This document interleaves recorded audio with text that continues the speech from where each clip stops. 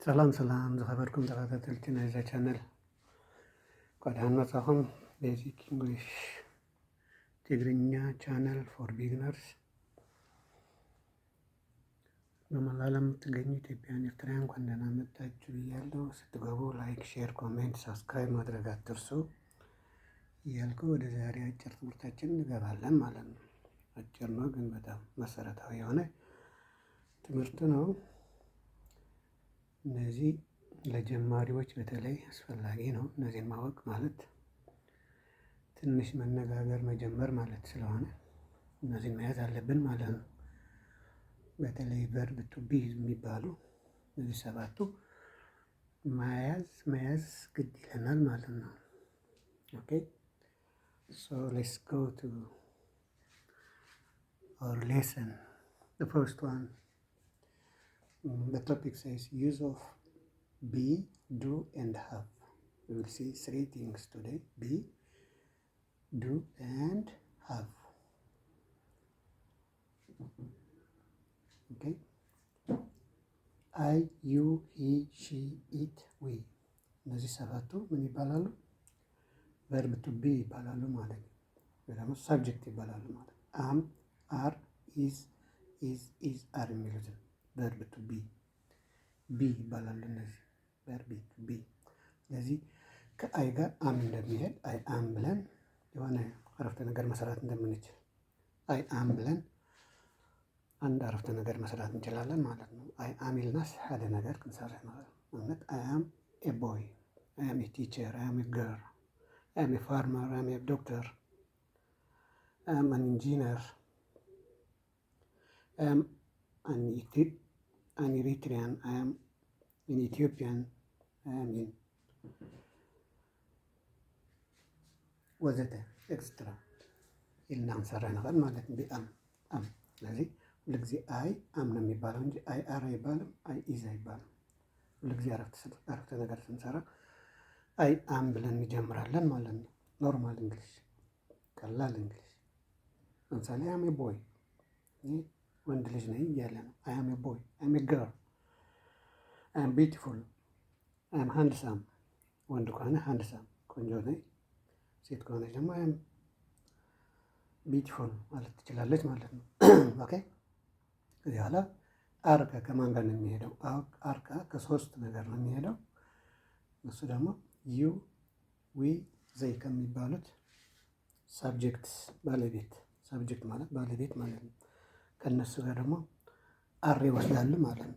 ስለዚህ መያዝ አለብን ማለት ነው። ዩ ታያቸዋል እዚህ ጋር ዩ፣ ዊ፣ ዘይ እነዚህ ሶስቱ ደግሞ ምን ይወስዳሉ? አር። አንድ በአንድ እናያቸዋለን ማለት ነው። ዩ አር እዚህ ጋር የፈለጋችሁትን አረፍተ ነገር ትሞላላችሁ ማለት ነው። ይሄንን ነጥብ ያደረኩበት እዚህ ነጥብ ይረልላው በአለሙ አረፍተ ነገር ስትከሙሉ ማለት ነው። ዩ አር ኤ ገርል፣ ዩ አር ኤ ቦይ፣ ዩ አር ኤ ቲቸር፣ ዩ አር ኤ ፋርመር፣ ዩ አር anything you can say. You are late. Okay, you can make sentence as you can as possible using you are አሁን ለአንድም ሊሆን ይችላል፣ ለሁለትም ሊሆን ይችላል። ለአንድ ሰው ዩ አር ትለዋለህ አንተ ወይ አንቺ። ለሁለት ሰው ከሆነም ዩ አር ነው የምትለው ማለት ነው። ከሁለት በላይ ከሆነም እንደዚያ ዩ አር። እናንተ ለማለት እናንተ you are students, you are farmers, you are soldiers, ወታደር።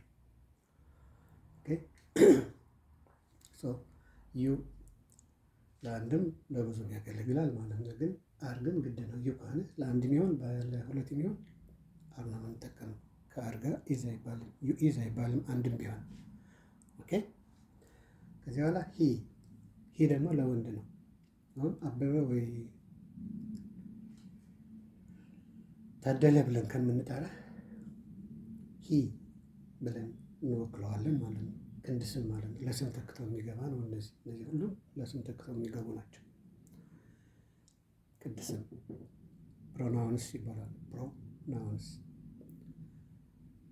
እነዚህ ቢ ቢ ይባላል። እነዚህ አም፣ አር፣ ኢዝ፣ አር የሚባሉ እነሱ ቨርብ ቱ ቢ ይባላሉ።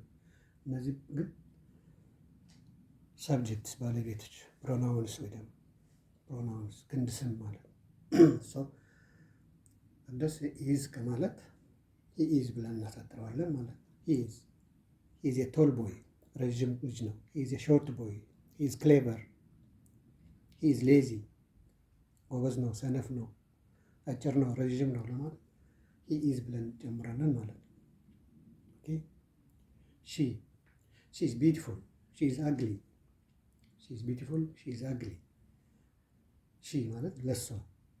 ሄለን ከማለት ሺ ብለን እናሳጥረዋለን ማለት ነው። ሄለን ስም ነው። ሺ ግን ምንድን ነው? ክንድ ስም ነው። ለስም ተክቶ የሚገባ ነገር ማለት ነው። ስለዚህ ሺ ስንል ሴት መሆኗን ማወቅ አለብን ማለት ነው። ሺ ኢዝ ብለን ሺ ኢዝ ቢዩቲፉል ቆንጆ ናች። ሺ ኢዝ ፕሪቲ፣ ፕሪቲም እንደዛ ነው ቆንጆ። ሺ ኢዝ አግሊ ቆንጆ ያልሆነ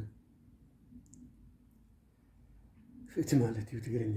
ኦኬ ሺ ኢዝ ፋት ወፍራም ነች። ሺ ኢዝ ቲን ቀጭን ነች፣ ወዘተ ብለን አረፍተ ነገር እንሰራለን ማለት ነው። ሺ ለስም ተክቶ ለሴቶች ስም ተክቶ የሚገባ ነው ማለት ነው። ኢት ደግሞ ኢዝ ነው የሚወስደው። አሁን እዚህ ጋር ሂ፣ ሺ፣ ኢት ሶስቱ ምን ይወስዳል? ኢዝ ነው የሚወስደው። ለምን ብትሉ አንድ ስለሆነ፣ አንድ ንጥል ነገር ነው። ሁለት ወይ ሶስት ከሆኑ ዩ ወይ ዊ ወይ ዘይ ነው የምንላቸው ማለት ነው። ካፒታል ለአልተ ኮይና ዩ ንጥቀም ወይ ዊ ንጥቀም፣ ዘይ ንጥቀም።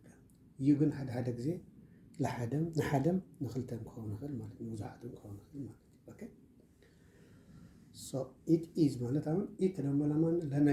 ለነገርና ለእንስሳ ኢት እንለዋለን። ኢት ኢዝ ዶግ፣ ኢት ኢዝ ስቶን ድንጋይ ነው፣ ውሻ ነው።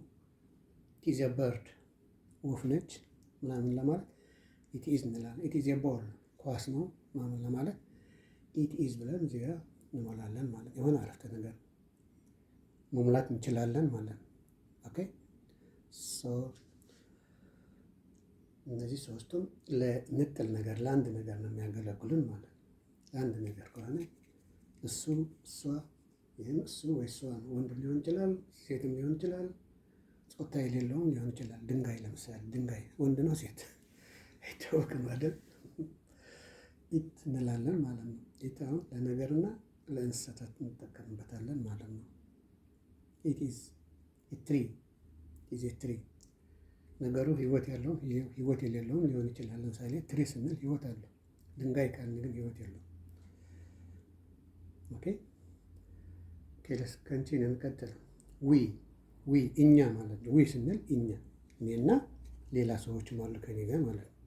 ዊ ክንብል ከለና ሲ ንሕና ማለት ንሕና ኣነን ካልኦትም ሰው ያለው ሓደ ድዩ ክልተ ድዩ ሰለስተ ድዩ ብዘይገድስ ከኔ ጋር ያለ ሰው አንድ ነው፣ ሁለት ነው፣ ሶስት ነው፣ እሺ ነው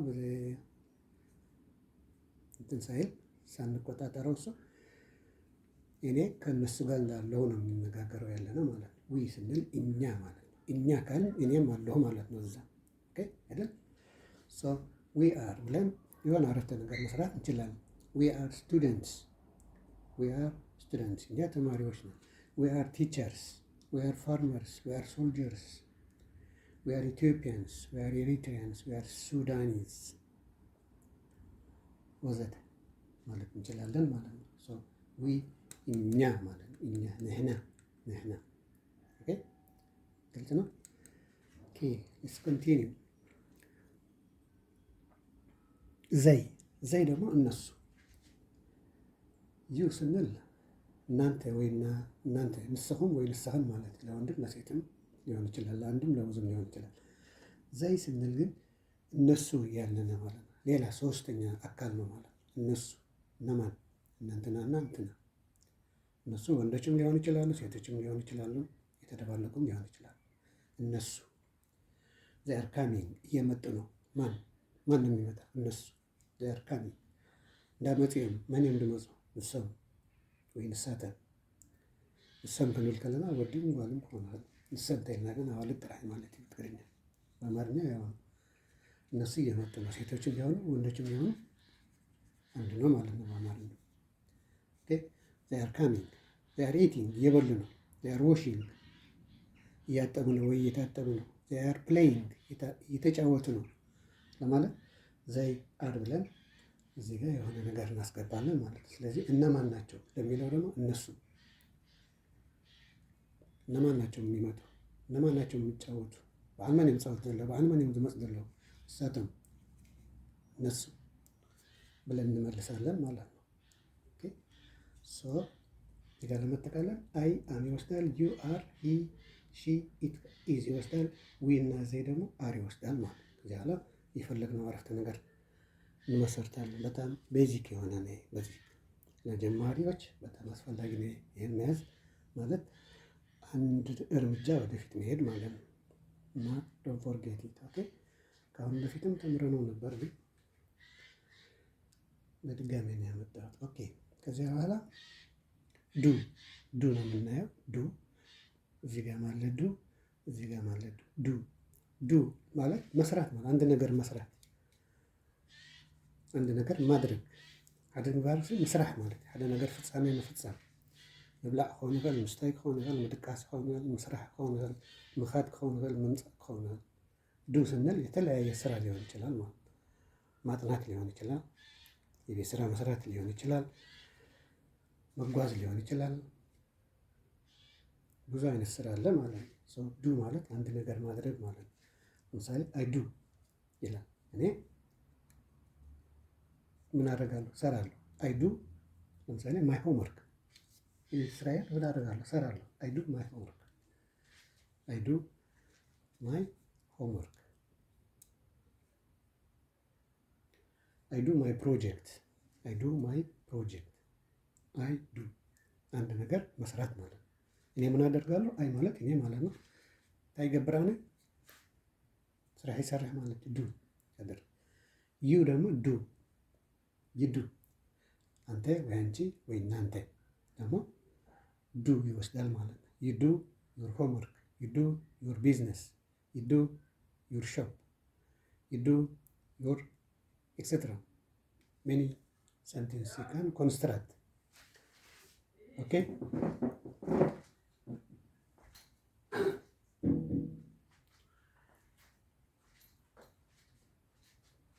ኦኬ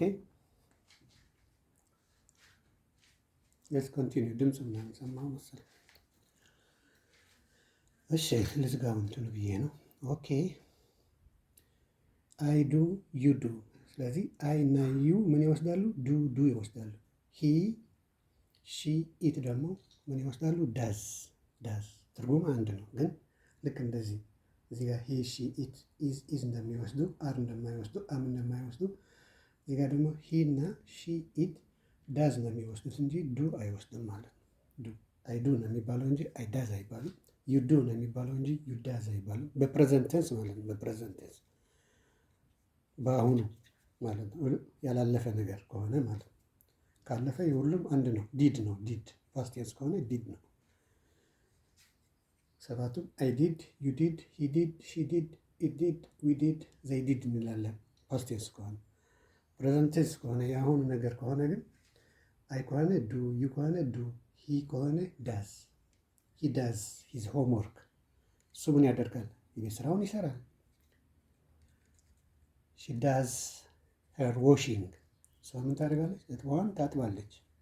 ሺ ዳዝ ሄር ዋሺንግ ዳዝ።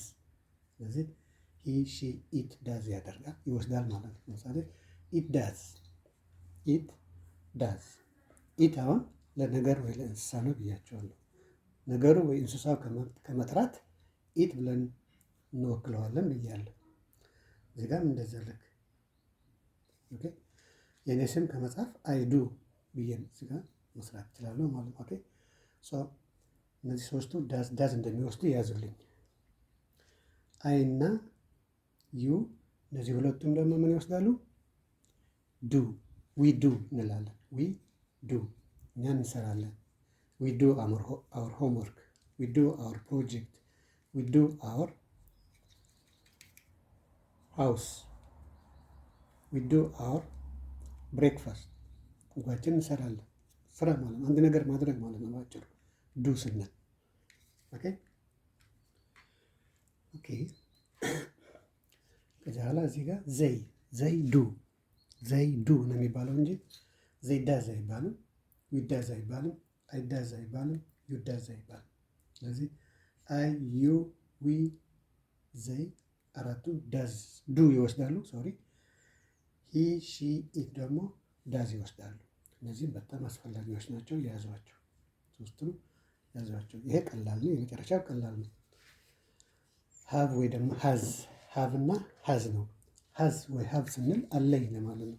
አለኒ፣ አለዋ፣ አለውን፣ አለወን፣ አለኝ፣ አላቸው ለማለት ነው። ደግሞ አለን ለማለት ነው የምንጠቀምበት ሀዝ ወይ ደግሞ ሀቭ።